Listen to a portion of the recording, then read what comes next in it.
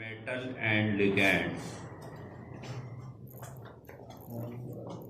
formed by metal and ligands in solution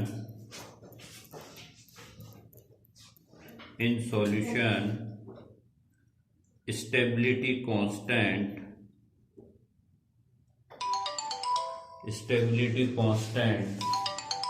equal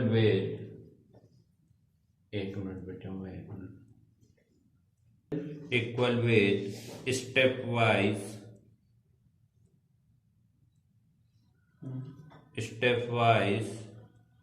stability constant equal with stepwise stability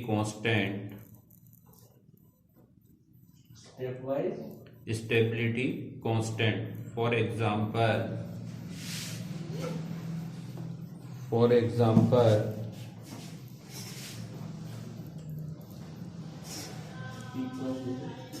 देखो बच्चों पहले थोड़ा समझ लो इसको, फिर उसके बाद देखेंगे बेटा। जैसे सपोज कीजिए Ml4 ये कोई कॉम्प्लेक्स है, ठीक है, ये कोई कॉम्प्लेक्स है, तो फॉर्मेशन कैसा हुआ होगा? फॉर्मेशन हुआ है, देखो एक तो M आया होगा और बेटा 4 लिगेंड आए होंगे, तो ये क्या बना होगा? Ml4 बना होगा, कॉम्प्लेक्स बना होगा, नहीं बना होगा? अच्छा, आपको पता है ना इक्विलिब्रियम कांस्टेंट कैसे लिखते हैं? हाँ जी, स्टेबिलिटी कांस्टेंट भी कह लो इसको, बीटा से रिप्रेजेंट करते हैं इसको, बीटा से, है ना। प्रोडक्ट अपॉन रिएक्टेंट लिखना आता है आपको ये? हाँ जी, L की पावर 4 ऐसे। स्टेप वाइज फॉर्मेशन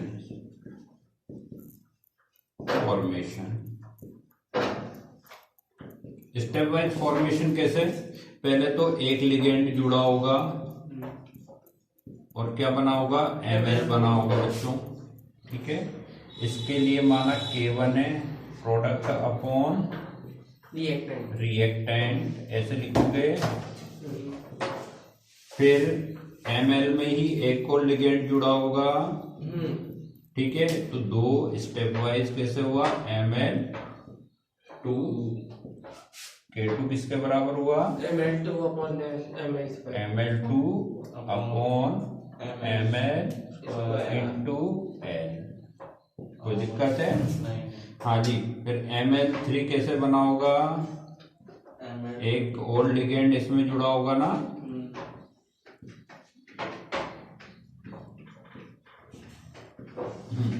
K3 किसके बराबर हुआ होगा?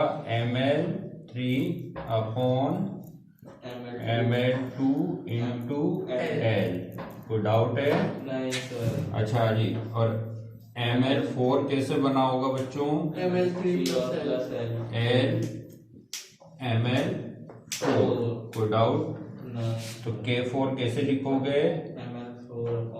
Ml4 upon Ml3 into L, ठीक है, ऐसे। अब वो क्या कहता है बेटा? K1 K2 K3 into K4, इसकी अगली स्टेप क्या रहेगी? K1 into K2 into K3 into K4 किसके बराबर है? बीटा के। मतलब स्टेप वाइज फॉर्मेशन का मल्टीप्लाई किसके बराबर है? Overall stability of complex. Clear? अब आप पहले तो ये उतारिए, ये लिखिए, फिर आगे थ्योरी बताते हैं। सर वैसा नहीं है क्या, मतलब स्लो स्टेप हो कोई वो दे? मैं अभी और आज एक वर्नर थ्योरी लिखानी है मुझे, और एक EN रूल बताना, और इसके वो प्रॉपर्टीज बतानी, ठीक है।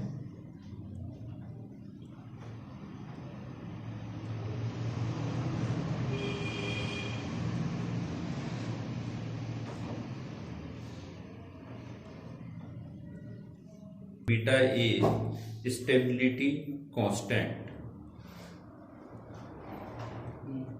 and K1, K2, K3 and K4 is stepwise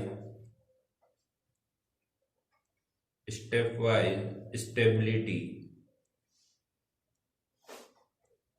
step wise stability constant.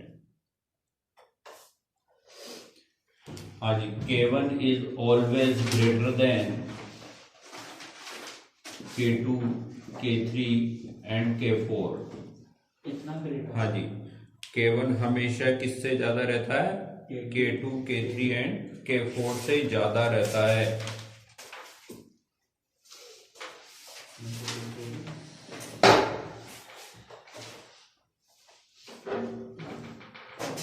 ठीक है।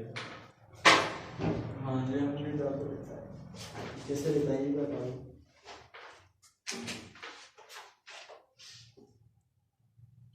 एक क्वेश्चन एनसीईआरटी में दिया हुआ है, उसमें है ना बीटा की वैल्यू दी हुई है 2.1 इंटू 10⁻13। उससे पूछ रहा है आपके अनस्टेबिलिटी निकालिए। अनस्टेबिलिटी क्या होगा? स्टेबिलिटी का उल्टा अनस्टेबिलिटी है ना, तो 1 बीटा कर देना। स्टेबिलिटी कांस्टेंट बीटा होता है तो उसका अनस्टेबिलिटी। आप खुद ही करिएगा, क्वेश्चन करिएगा, है ना, फिर मैं बता दूंगा इसको। ठीक है, क्या थी सर वैल्यू? है ना, वैल्यू है आपके 2.1 इंटू 10⁻13। इतना सा स्टेबल है बस। हाँ जी, तो अनस्टेबिलिटी पूछ रहा था। स्टेबिलिटी ये अनस्टेबिलिटी 1 हो जाएगा ना, स्टेबिलिटी का उल्टा होता है अनस्टेबिलिटी। क्लियर? आगे? हाँ जी, आगे लिखिएगा।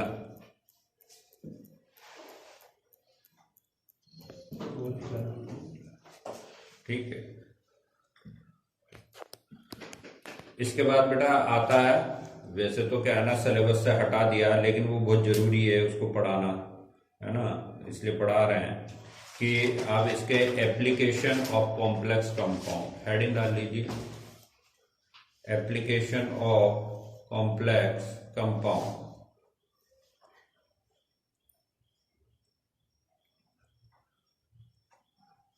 टू 7.1 नहीं बेटा, 2.1 है।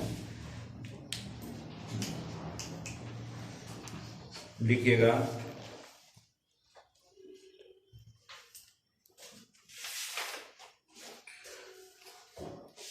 एक्सपेरिमेंट में जितने भी कलरफुल कंपाउंड बनते हैं ना, लगभग कॉम्प्लेक्स कंपाउंड होते हैं। सुन लीजिए मेरी बात। तो केमिस्ट्री में क्वालिटेटिव एंड क्वांटिटेटिव। क्वालिटेटिव मतलब पता लगाना कि ये आयरन है या ये आपके पास कोबाल्ट है, ये उसमें कॉम्प्लेक्स बना के पता कर। क्वांटिटेटिव मतलब कितनी मात्रा में, उसका पता लगाते हैं कॉम्प्लेक्स कंपाउंड फॉर्मेशन। तो केमिस्ट्री में क्वालिटेटिव एंड क्वांटिटेटिव वैल्यूज का पता लगाने के लिए भी अपन किसको काम में लेते हैं? Complex compound. क्लियर? पहला पॉइंट लिख लीजिए, qualitative and quantitative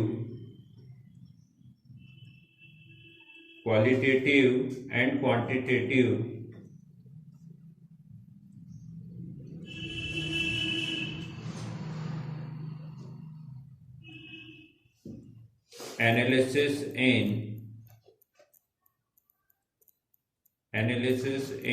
experiment। Qualitative और क्वांटिटेटिव एनालिसिस के काम में लिया जाता है एक्सपेरिमेंट में। हाँ जी, आगे लिखिएगा। Second, estimation of hardness of water. Estimation of hardness of water.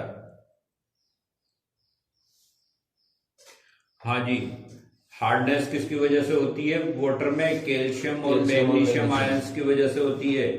ठीक है ना? और कैल्शियम और मैग्नीशियम आयन ईडीटीए के साथ, ईडीटीए क्या होता है? वो नाम क्या था? Ambidentate ligand. Ambidentate hexadentate ligand होगा जो कॉम्प्लेक्स बनाता है। ठीक है ना? तो ईडीटीए हेक्साडेंटेड है, तो वो क्या करता है?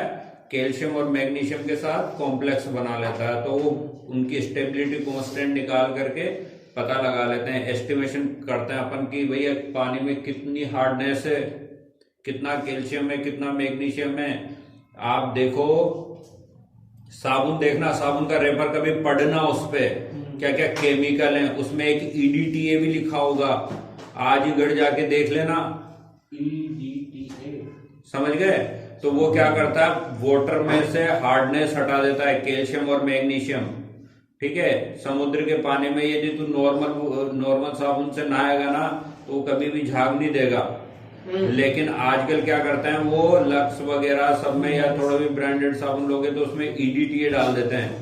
EDTA क्या करता है, कैल्शियम और मैग्नीशियम के साथ क्या बना लेता है, कॉम्प्लेक्स बना लेता है, और सारी कैल्शियम मैग्नीशियम के साथ कॉम्प्लेक्स बना लेगा तो हार्डनेस हट जाएगी और साबुन क्या देगा, झाग देगा, और आप नहा सकते हो, अदरवाइज आपके शरीर पर साबुन चिपक जाएगा। ये आरओ में भी ये डाल दे जो पानी का वो कंट्रोल करते हैं। आरओ में नहीं, अभी आगे बताऊंगा किसमें डालते हैं, मैं बताऊंगा, लिखिएगा। By the use of EDTA, coordination compound के यूज है ना ये सारे? हाँ जी, by the use of EDTA we can remove hardness of water,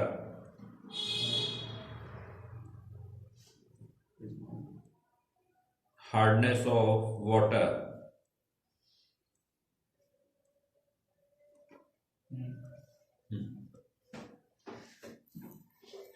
hardness of water, ठीक है ना।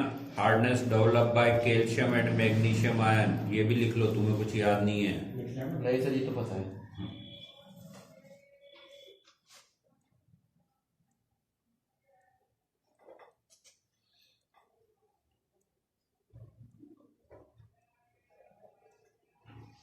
आगे लिखो। इलेक्ट्रोप्लेटिंग का नाम सुना है तुमने? इलेक्ट्रोप्लेटिंग क्या होती है कि बताएं, जैसे सोने की मतलब सोने की पॉलिश करना है तो क्या करते हैं कि एक तरफ वो उसे क्या कहते हैं कि सोने की वो चेन, वो आयरन की चेन रख देते हैं, उस पर सोने की कोटिंग कर देते हैं, है ना। तो यदि आपने सिंपल आयरन का इधर कैथोड एनोड बना करके इलेक्ट्रोप्लेटिंग कर दिया, सपोज करो ऐसे, ये इधर आपको कोई भी आयरन का आर्टिकल था, ये आयरन का आर्टिकल है, ये आयरन है ना, और ये गोल्ड है, ये गोल्ड है ना, ये आयरन, ठीक है।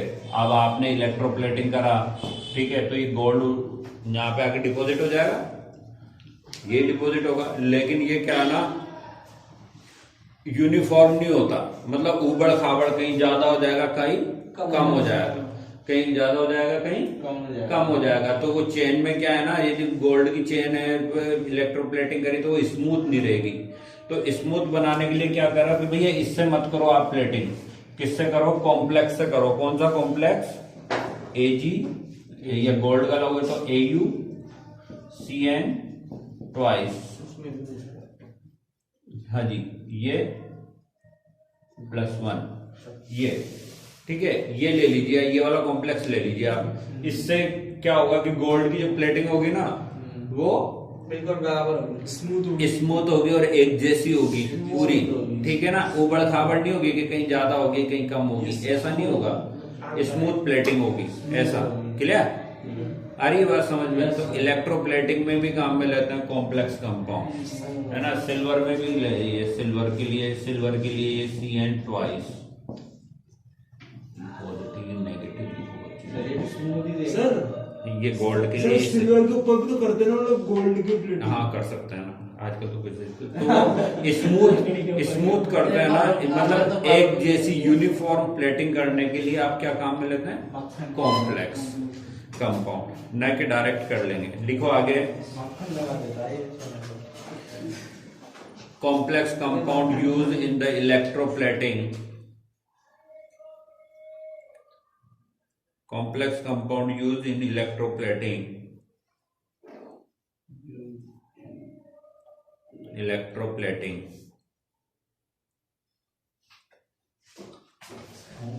हाँ जी, it gives the smooth plating,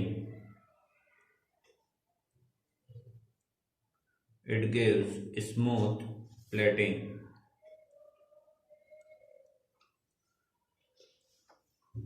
clear? हाँ जी, ये दोनों कॉम्प्लेक्स लिख लेना, एग्जाम्पल। हाँ जी,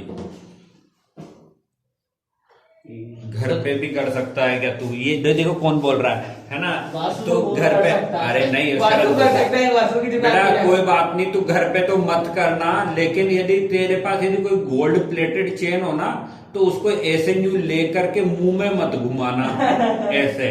पूछ क्यों? क्योंकि इसमें साइनाइड का कॉम्प्लेक्स है, ठीक है ना? मर जाएगा। है ना? वैसे तो उसको न्यूट्रलाइज करके बेचते हैं, लेकिन फिर भी कई गंवार है ना, तो चेन को न्यू लेते हैं मुंह में घिसते रहते हैं, कई और से घिसती रहती है ऐसे, वासु ठीक है ना ना? सर? तो वो क्या होता है ना, वो हार्मफुल रहता है बहुत बहुत ज्यादा, ज्यादा। ठीक है? इस वजह से इलेक्ट्रोप्लेटेड वाली कोई भी चीज, हाँ प्योर गोल्ड की हो तो मुंह में ले लेना उसको अच्छे से, है ना? इससे सोना चांदी तेरे को मिलेगा, तेरा नर्वस सिस्टम सही रहेगा, ठीक है? ऐसा वासु की दुकान पे चला जाए प्योर गोल्ड की तो बन ही नहीं सकती फिर चेन। बेटा, ये कॉम्प्लेक्स लाके आप घर पे भी कर सकते हैं, थोड़ा सा वो प्रोसेस है, उसको देख लेना। और इससे सर लॉस नहीं होगा क्या? इसके पास चला नहीं करता होगा ना वासु? है बेटा? क्यों? नहीं गोल्ड का सर आगे लिखिएगा, चढ़ाते होंगे ना सर प्लेट उस पे। सर इससे फिर गोल्ड का लॉस आगे लिखो, आगे लिखो, आगे लिखो, शांत शांत शांत, आगे लिखो। बटा काट हाँ के जी। देना। Gold and silver, 4 point. हाँ जी आगे लिखिएगा। Gold and silver extract by formation of complex compound, formation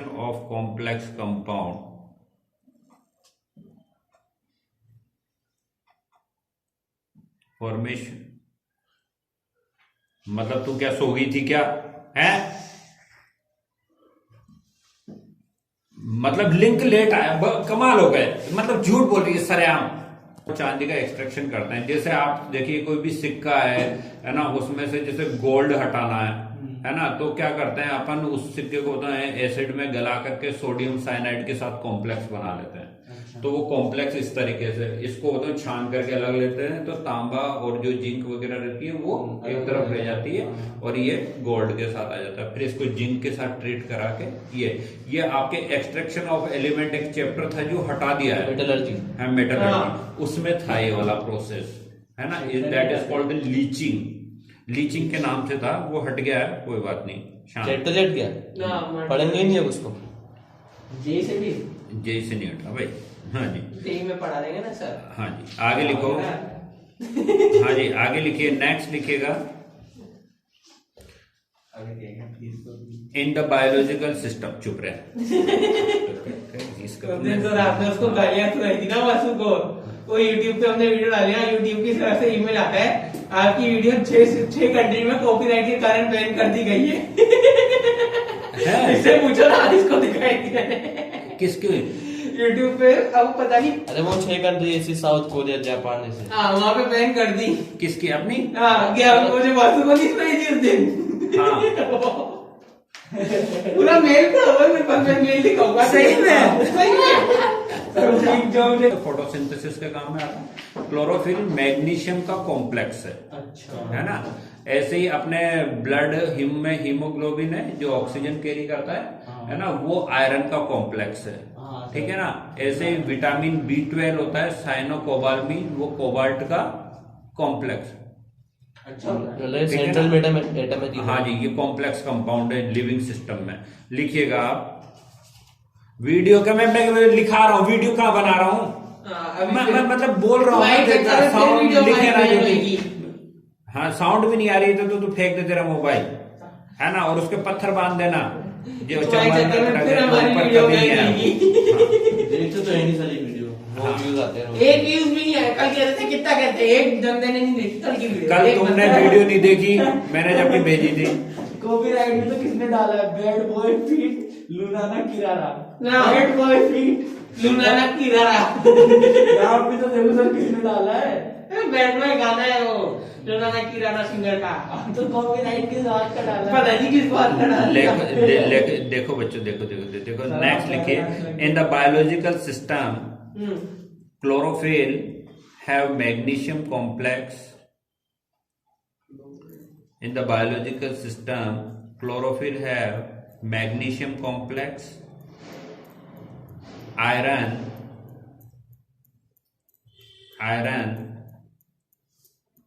present in hemoglobin,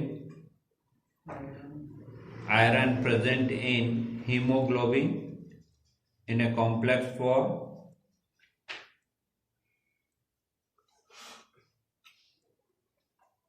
iron present in hemoglobin as a complex form। हाँ जी, नेक्स्ट लिखिएगा इसी में vitamin B12, vitamin B12 is complex of cobalt, is complex of cobalt।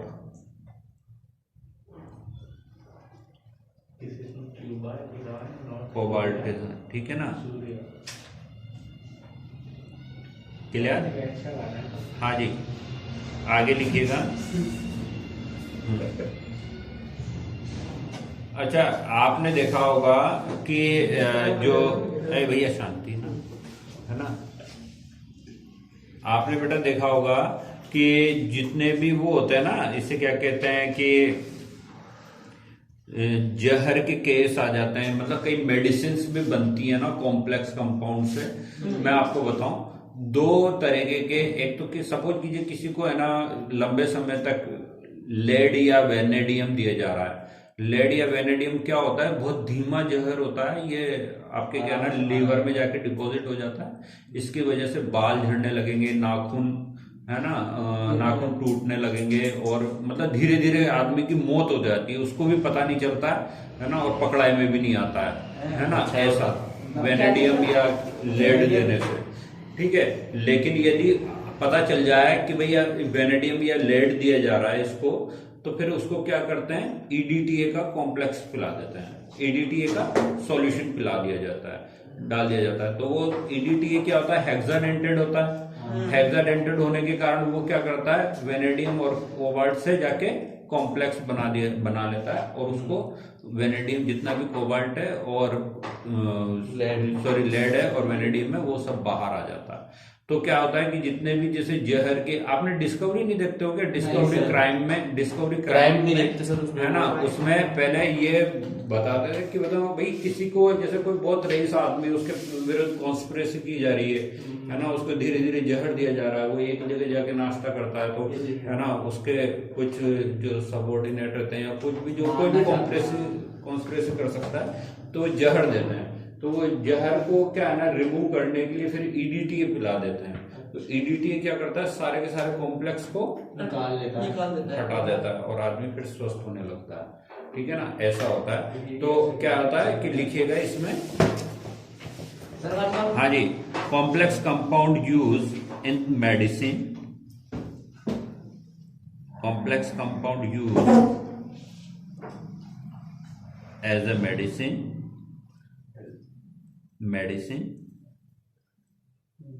हाँ जी, for example EDTA is poisonous, sorry, lead is poisonous, it can be removed by using EDTA, it can be removed by use of EDTA।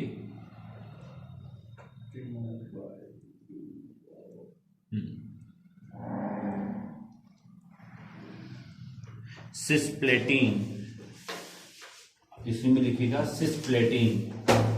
Cisplatin क्या होता है, PT NH3 twice Cl2 cisplatin, cisplatin, हाँ जी, cisplatin use for treatment of cancer, use for treatment of cancer, cancer के बेटा treatment के लिए भी काम में लेते हैं इसको, ऑफ कैंसर। सिस्प्लेटिन का ये है, ये फॉर्मूला PDT, हाँ जी, PT NH3, इसका बेटा सिसो ट्रांस बनेंगे तो सिस वाला, हाँ बोल, सिस ट्रांस बनेगा, ये वाला पॉइंट दोबारा बोलूं, in photographic plate,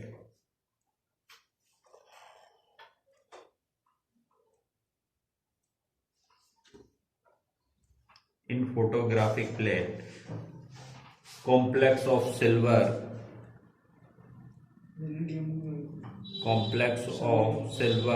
formed by thiosulfate.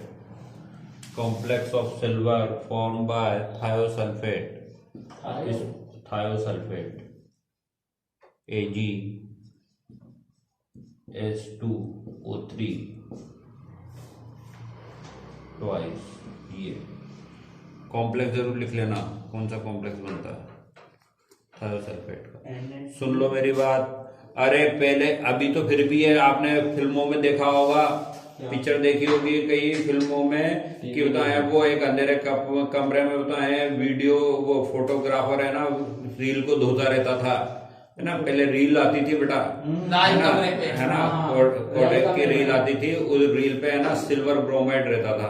वो जैसे कैमरे का शटर खुलता था वो सिल्वर ब्रोमाइड क्या होता है, डिकम्पोज हो जाता, तो नेगेटिव बनता था, उस नेगेटिव से फिर पॉजिटिव बनाया जाता था। ठीक है ना, ऐसा था। पूछना आपके घर में पेरेंट्स से, पता चल जाएगा।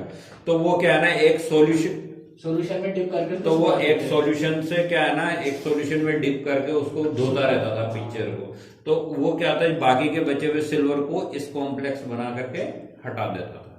ठीक है ना, सिल्वर को हटा दें इस कॉम्प्लेक्स से, तो ये कॉम्प्लेक्स में काम है। आगे बात समझ में है ना। तो बहुत सारे बेटा इसके यूजेस हैं। किसमें बेटा, किसमें? नहीं, एक्सरे अलग चीज है बेटा। एक्सरे में ऐसा नहीं होता है। एक्सरे में फोटोग्राफिक प्लेट नहीं होती है। एक्सरे में तो क्या होता है कि वो पेनेट्रेशन करती है रेडिएशन, है ना। जबकि ये आपको पता है कि सेल्यूलॉइड फिल्म बोलते हैं या सिल्वर स्क्रीनिंग बोलते हैं। अभी भी फिल्मों को देखो, अभी भी क्या है ना सिल्वर स्क्रीन पे ये हुआ। तो सिल्वर स्क्रीन का मतलब क्या है, जो रील रहती थी ना वो ये सिल्वर की बनी होती थी, वो सिल्वर ब्रोमाइड की, इसलिए अभी भी उसे सिल्वर स्क्रीन कहते हैं। आप सुनना कभी, आप देखते हो या समझते हो, नहीं समझो तो क्या करें। आगे बात समझ में। अच्छा, अब एक दो चीजें है ना, है बेटा, क्या कह रहा है, क्या क्या रील घर पे धो सकता है?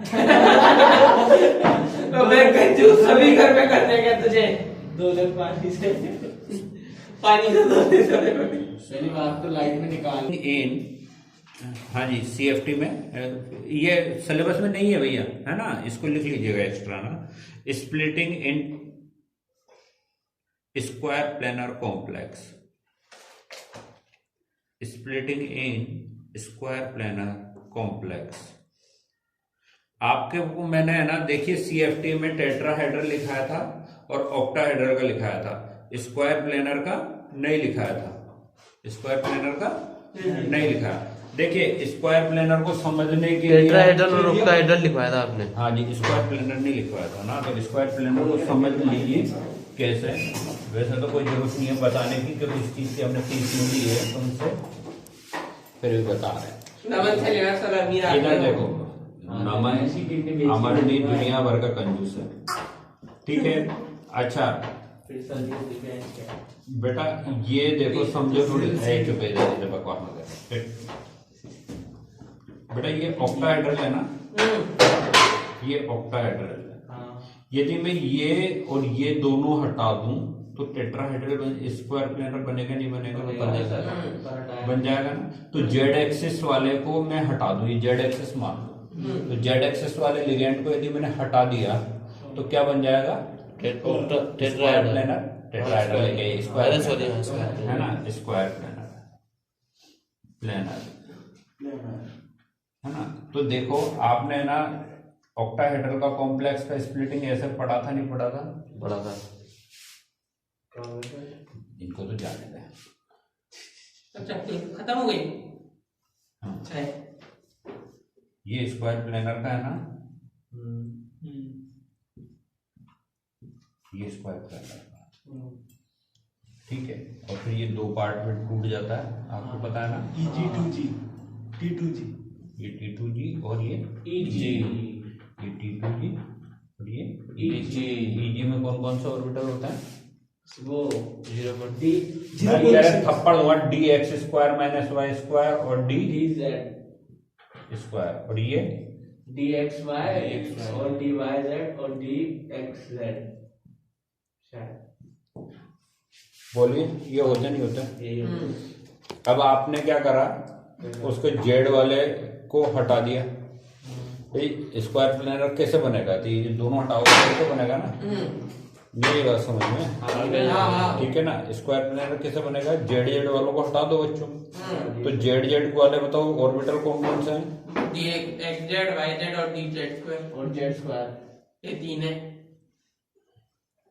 बचा ही करते एक ऊपर एक नीचे। वही तो जगह बचाएगी। 2 ऊपर है। हाँ, तो एक बचेगा ना।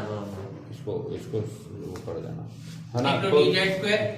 तो सुन ले मेरी बात, ये जेड जेड वाले ऐसे नीचे चल जाएंगे क्योंकि इनकी एनर्जी कम हो जाएगी।